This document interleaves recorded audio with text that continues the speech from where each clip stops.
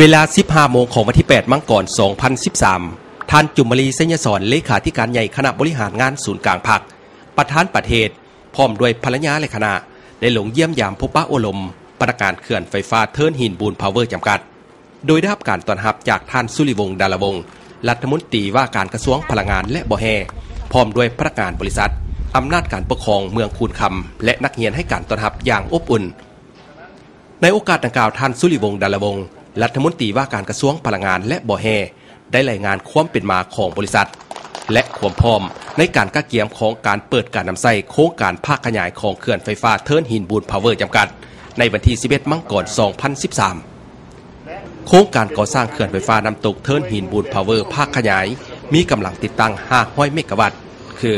เขื่อนไฟฟ้าน้ำยวงมีกำลังติดตั้ง60 เมกะวัตต์สามารถผลิตพลังงานไฟฟ้าเฉลี่ย310 กิโลวัตต์โมงต่อปีเขื่อนไฟฟ้าเทิร์นหินบูนภาคขยายมีกำลังติดตั้ง203 เมกะวัตต์สามารถผลิตพลังงานไฟฟ้าเฉลี่ย 1,440 กิโลวัตต์โมงต่อปีและเขื่อนเทิร์นหินบูนปัจจุบันมีกำลังติดตั้ง220 เมกะวัตต์สามารถผลิตกระแสไฟฟ้าเฉลี่ยประมาณ 1,440 กิโลวัตต์โมงต่อปีรวมกำลังติดตั้งทั้งหมด500 เมกะวัตต์สามารถผลิตกระแสไฟฟ้าเฉลี่ย 3,000 กิโลวัตต์โมงต่อปีมีมูลค่าการก่อสร้างของโครงการประมาณ$720 ล้านในนี้รัฐวิสาหกิจไฟฟ้าลาวถือหุ้น 60 ส่วนห้อยเขื่อนไฟฟ้าแห่งนี้สามารถสร้างรายรับให้แก่รัฐบาลตลอดระยะ 12 ปีผ่านมาหลายกว่า$300 ล้านเข้าในการพัฒนาพื้นฐานโครงสร้างเศรษฐกิจของสาธารณรัฐประชาธิปไตยประชาชนลาวและสร้างเวียกเฮ็ดงานทำให้แก่ประชาชนหลายกว่า 3,000 คนในระยะก่อสร้างโครงการที่ได้รับผลประโยชน์และ97 ส่วนห้อยของพนักงานของบริษัทแม่นคนลาวจากนั้นท่านจุมลีเสญสอนเลขาธิการใหญ่คณะบริหารงานศูนย์กลางพรรค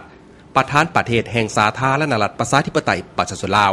ก็ได้อบรมต่อบรรดาพนักงานของบริษัทเทิร์นหินบูนพาวเวอร์จำกัดซึ่งท่านได้กล่าวแสดงความย่องโยสมเชยและตีราคาสูงต่อพนักงานทุกภาคส่วนของบริษัทที่ได้ประกอบส่วนเข้าในเวียกงานวิชาเฉพาะของตนจนสำเร็จผลโดยเฉพาะแม่นโครงการภาคขยายที่สำเร็จก่อนกำนำก็คือวิชาการของเขื่อนเอาใจใส่เข้าในเวียกงานของตนอย่างต่างหน้าเป็นต้นเป็นเจ้าการในการปกปักรักษาและยกระดับวิชาเฉพาะในการคุ้มครองโครงการพอเวียกงานพลังงานไฟฟ้าเป็นปัจจัยพื้นฐานอันสำคัญให้แก่การสร้างรายรับเข้าแก่ประเทศชาติและแก้ไขความทุกข์ยากของประชาชนพร้อมนี้ก็ได้แนะนำให้แก่คณะนำจงเอาใจใส่เข้าในการก่อสร้างบุคลากรและเรียนรู้เพื่อเป็นผู้สืบทอดในต่อหน้าเพื่อพัฒนาเวียกงานไฟฟ้าโดยเฉพาะเฮ็ดให้ตะนางไฟฟ้าไปฮอดไปถึงประชาชนอยู่เขตห่างไกลศอกหลีก